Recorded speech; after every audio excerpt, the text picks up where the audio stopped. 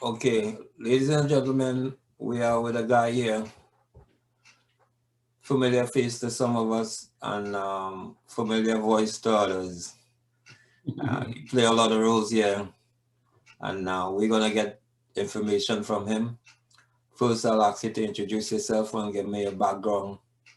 I'm Robert Newton from Kingston, Jamaica. Came to Canada in 1971, getting involved with football. My first club was Atlas United. Okay, but before you get to Atlas United, um, did you were you involved in the sport of soccer slash football in Jamaica? Yeah, yeah, I was involved in football from my primary school days, which was a school by the name of Vauxhall in East Kingston. I started playing football from I was 12 years old.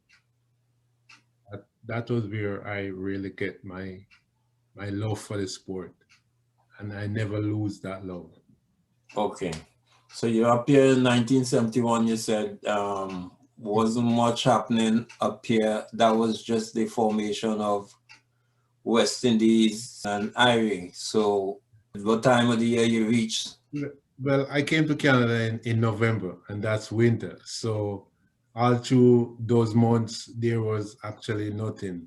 You just got to sit there and wait for the snow to get off the ground, and then you got to start go out and look for people and meet friends, and that's the way I got started. So I had a rough start, a rough I would say, four no, months. not really. I came in November 25th. Yeah.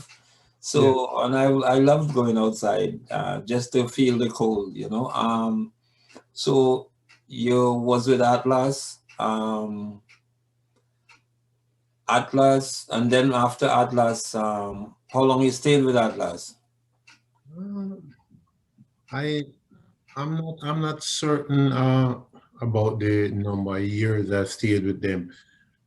But Atlas United was a team in Flemingdon, if I'm not mistaken. Yeah, Atlas United was a team that played in the Flemington League in the So early. you stayed with them all that season around Yeah, Flemingdon.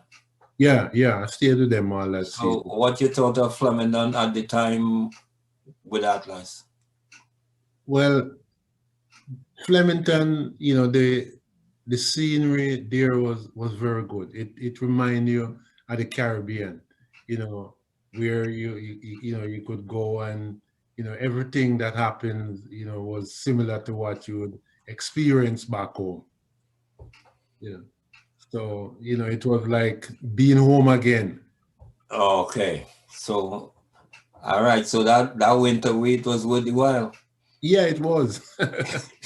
So okay. So then after Atlas, what, any more involvement in the sport? Well, actually, I get involved in organizing a team called Diplomat. Not by myself, really. There was another gentleman who, assisted in, getting soccer players, and this started in the east end of Toronto, namely Midland and Eglinton area, Gilda Drive.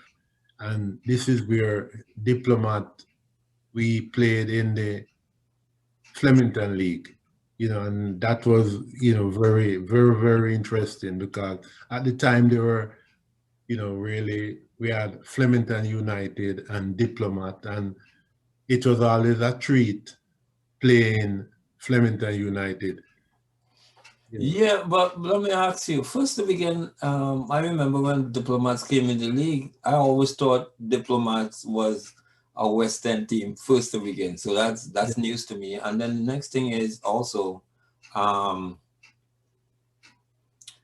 Diplomats rival in Flemington. That's a serious rival you're talking about there because that was about the same level. So those games more than likely went down to the wire in terms yeah, of yeah, most of the time.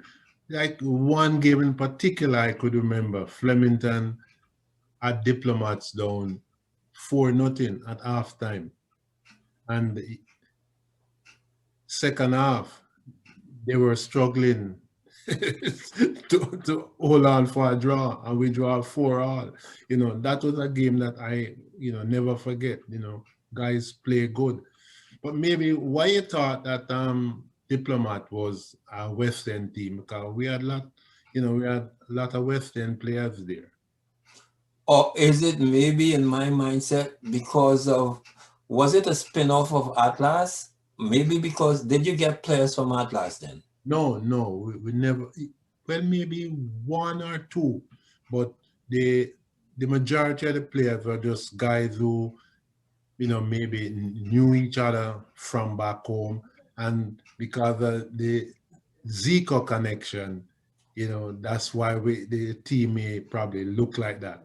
Zico was from the West. No, Zico is from the East. Wow. So maybe because Atlas maybe was from the From West. the West, yeah. So maybe that's why. Yeah, because I know you as the central figure in Atlas. Yeah. You from since Atlas. You can't miss you. You stand out there with your height and stuff. So that's a correction. Yeah. Even if I had to go to print, I was assuming that Diplomats was from the West. No, we are All right. Okay. strictly, Well, East team. you never live in the West? Yes, I lived in the West in the 70s. I lived there. I lived at Batters and Lawrence for a while, for a couple of years. Okay. And then I moved back to the East, and that's where I remain until today. Okay. I want to know why because I was on to you, because most of the teams you're in, you were always a figure that would come around and support. If you're not the leader, you would support the leader. Yeah. Right. So, and then I know in those days something was from the West, Okay. But by the time Diplomats, you were in the East. Yeah, I was in the East. Okay. Yeah. All right. So now I stand corrected on that. Now, with Diplomats, remember what the whole situation with Diplomats was, and Diplomats stayed to the end of the Flemingdon League, or Yeah. and let me ask you now, Yeah. seeing that you were with Atlas and then you came back with Diplomats, Yeah. obviously you wanted to join the league again, or you could take Yeah. Diplomats somewhere else. Yeah. How come you didn't go to like a T&D or anything else? Well, it was a financial situation where Diplomat couldn't afford to go into any league bigger than the Flemington League. And the level of football that was played in the Flemington Park was good enough for us, and we couldn't afford financially, we couldn't raise that amount of fund to go into the T&D or any other league. So we were quite happy there, and Diplomat played in that league until the Flemington League was no more. I think the Flemington League went until 1992, 1993, something like that. Okay. So now I met you again, or you meet me, but lo and behold, ladies and gentlemen, a vehicle pulled up in my driveway. I had a joined-in driveway to my neighbors, and who walked out the vehicle, and moving next to me was Mr. Newton here. So he was my neighbor for a couple of years. Yeah. And then you actually, next time I see him again, either I can't get away from him or he can't get away from me. I joined this team named Mello Strikers through Mikey Lim, and Robert again was on the team. So how did you end up on, I know the Flemingdon was discontinued, Yeah. but who brought you into Mello Strikers? Well, actually, it was a gentleman by the name of Ferdy Brown, because at the time he was the one who was in charge of Mellow Strikers, and I know Ferdy Brown from Jamaica, so it was quite easy to gel with him, and he was sort of a strict coach. And we had fun. We had fun. Yeah, well, his strictness kind of run me after a while. I think he was too serious for the over Yeah, 25. yeah, But yeah, in the beginning there down at Winston Churchill, it was nice because yeah, we were serious contenders then. yeah, yeah, And then now the league, and that was the Mellow League at the time, right? yeah. That was the And our team was Mellow Strikers. Mello Strikers. Yeah, Okay. And yeah. then the league moved and up to Leacock, Lika, yeah, we went up to Lika. and you stayed there. Yeah, I Did stayed. you play any role in the Mellow Strikers team? Well, yes, I eventually took over the leadership of the team, and yeah, You did? yeah, I took over the leadership of the team. That was just about the time when the league also moved again from Leacock, because the coordinator of the league at that time, which was a guy by the name of Barry, well, I guess he was probably overwhelmed with all the work, and the leadership went over to a lady by the name of Nadia Taylor. Yeah, I remember Nadia Yeah, working the Nadia. fields. So Yeah. Nadia was running the league while I was running Mello Strikers. So when I started running Mello Strikers, well, basically my playing days were over. just, I just run the league, run the team. That's all I did. And And you know the reason why that league relocated? Was there a problem with the permit? Why they relocated? Because they now at Thompson Park, yeah, correct? we're That's not. the same league. Well, it's really it's because of the city. We have to apply to the city, or mark before the city. We had to apply to the Toronto District School Board to get permits to play there. So we, it depends on what fees were available. Let's say would apply for 2 or 3 fields, and they would say, well, okay, we allocate 2 fields for us to play on a Sunday. So if one is not available this Sunday, then we'll go to the other one. And Leacock was more permanent. Like we had Leacock every Sunday. So that was our home. And then after, when we actually moved, it was when the leadership of Mello Strikers moved and Nadia took it over. Then we went to different fields. So who was leading the league when it went to Thompson Park? Um, when we went to Thompson Park, the person who was leading the team was a gentleman by the name of Not the team, the league. Who was the running the league?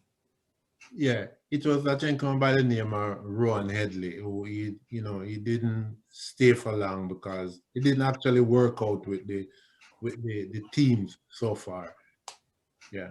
And Okay. then he left, and then that's where I took over the leadership of the Mellow Masters. Was that through Yeah. election or he had to leave?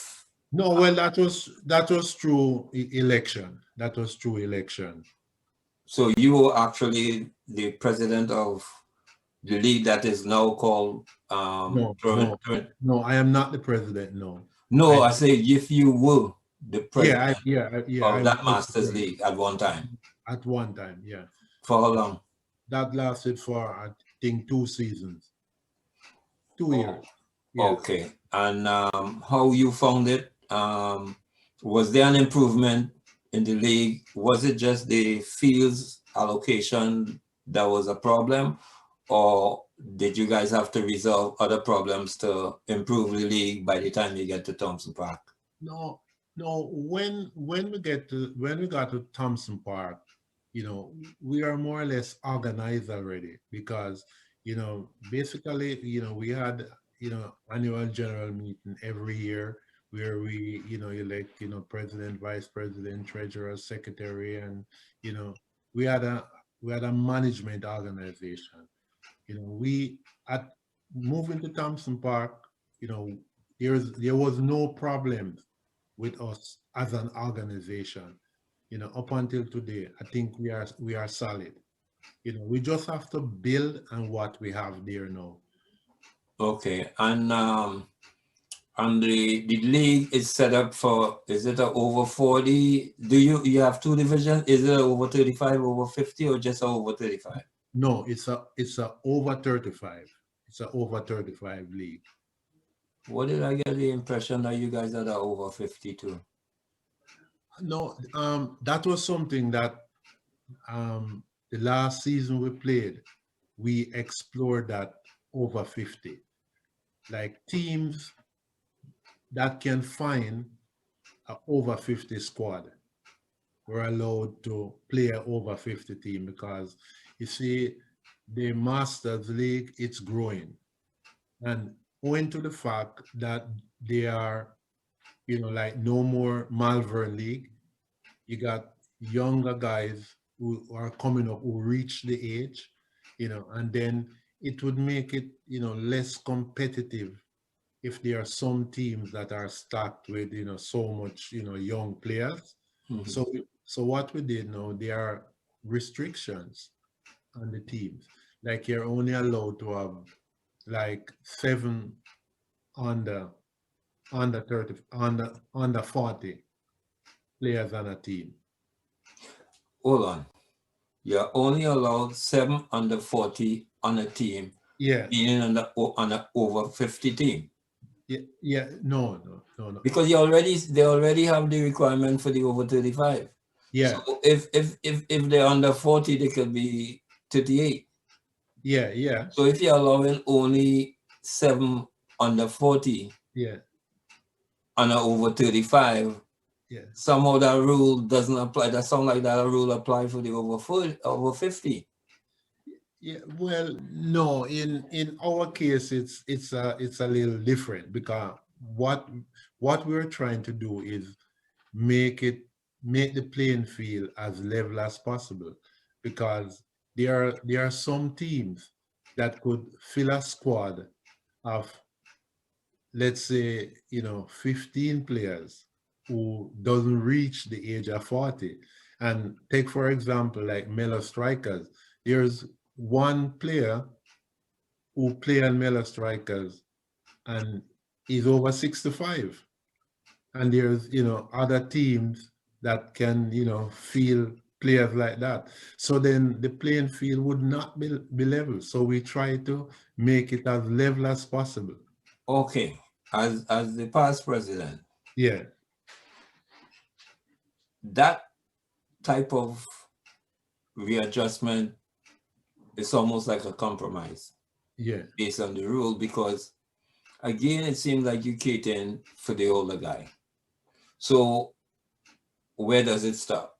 When yeah. that guy that's 60 reach 80, are we gonna be catering for that guy, or are we gonna have to start looking either keeping the same format? No, we'll keep the same format. If when you reach 75 and you can play football, you're welcome. That's it. Okay, but Yeah, because right now, if you're saying somebody is over 60, right, and I know a couple of guys probably there, right? But again, that's, to me, I see that as a problem in the city, where I know the older guys want to be comfortable and they just don't want to be too competitive and they just want to exercise. But yeah, somewhere with the younger guys coming in, if you don't cater for them, they'll die. yeah, yeah. Right? So you got either one way you administrate, just like you did. You Yeah, just mentioned the fact that when you start administrating in Mellow Strikers, you kind of stop playing, yeah, because that's the sacrifices you have to yeah, make. yeah. Well, not everybody is willing to make that sacrifice, and you know, actually, in the Caribbean Masters Soccer League, one of our motto is having fun and keeping fit. That's our motto. That's a good model. Yeah, having fun and keeping fit. But like you have younger guys today, or let's say 20 years ago, and now a guy at 40 is more fitter than a guy who was 40 20 years ago. Do you agree? I don't know. That could vary too. But you can't look at that because most of the rules just going by age requirement.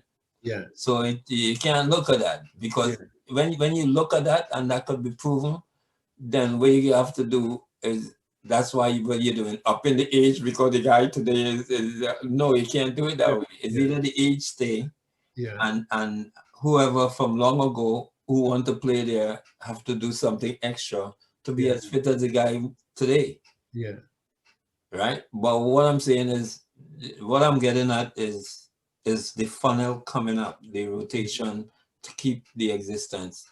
yeah, As I saying to everybody else, mhm, and that's why we're doing this exercise of finding yeah, out what people think, mhm, because you gotta have the young people coming in, yeah, and I think we were brainstorming at this before in that why the league doesn't have a under 19 or if they look at, I mean I understand you want to have fun and stuff, but we're getting older, yeah, so how long you gonna hold on to the ball fund yeah, when other people, because let's say we know we go on and then nobody knows how to organize, so it's kind of almost like selfish thinking that you would have young people who know. Now that might not be true because I see you have a young administrator in the league, but yeah, that's a female, so yeah. but you don't have female ball anyways. No, no. So talking about players, somehow you guys have to start catering for,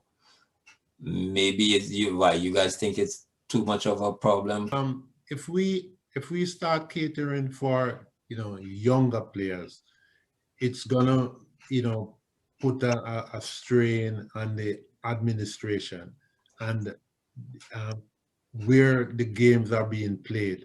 Because if we was to fit in, maybe what we could do is, probably we could take this back to the administration and maybe phase in, like a younger team, like once a month, you have, two Right.